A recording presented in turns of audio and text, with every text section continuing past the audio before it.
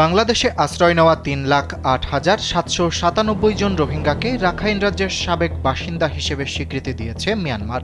তবে রাখাইনের নিরাপত্তা পরিস্থিতির উন্নতি না হওয়া পর্যন্ত তাদের প্রত্যাবাসন শুরু হবে না বলে জানিয়েছে দেশটির পররাষ্ট্র মন্ত্রণালয়। তাই প্রশ্ন উঠেছে, স্বীকৃতি মিললেও এই রোহিঙ্গাদের প্রত্যাবাসন কবে? মিয়ানমারের পররাষ্ট্র মন্ত্রণালয়ের বিবৃতি অনুযায়ী ৩১ জুলাই পর্যন্ত বাংলাদেশ থেকে পাঠানো ৮,২৮,৮২৪ জনের তালিকা যাচাই করে ৩,০৮,৭৯৭ জনকে রাখাইনের সাবেক বাসিন্দা হিসেবে শনাক্ত করা হয়েছে। ৪৫ বছর ধরে কোটি মানুষের আস্থায় পাইপের বস আরএফএল পাইপ। রয়টার্সের এক প্রতিবেদনে এ তথ্য নিশ্চিত করা হয়েছে।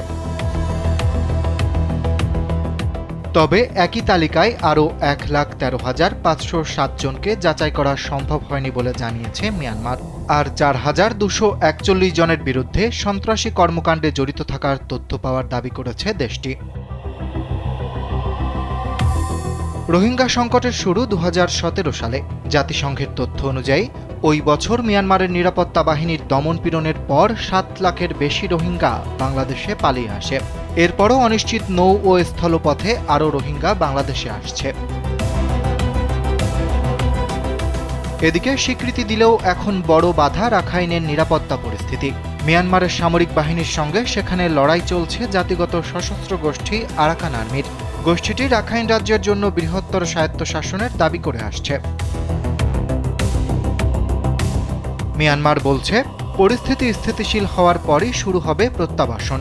পাশাপাশি তাদের অবস্থান রোহিঙ্গা প্রত্যাবাসন বাংলাদেশ ও মিয়ানমারের দ্বিপক্ষীয় বিষয়। তাই প্রক্রিয়াটিও শুধু দুই দেশের মধ্যেই সম্পন্ন হওয়া উচিত।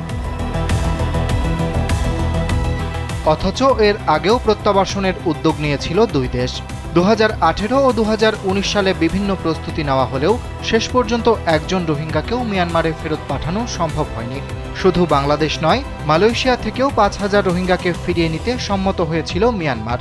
তবে মালয়েশিয়ার অবস্থান এবং রোহিঙ্গাদের জীবন ঝুঁকির মধ্যে থাকলেও সেই প্রত্যাবাসন কার্যকর করা হবে না।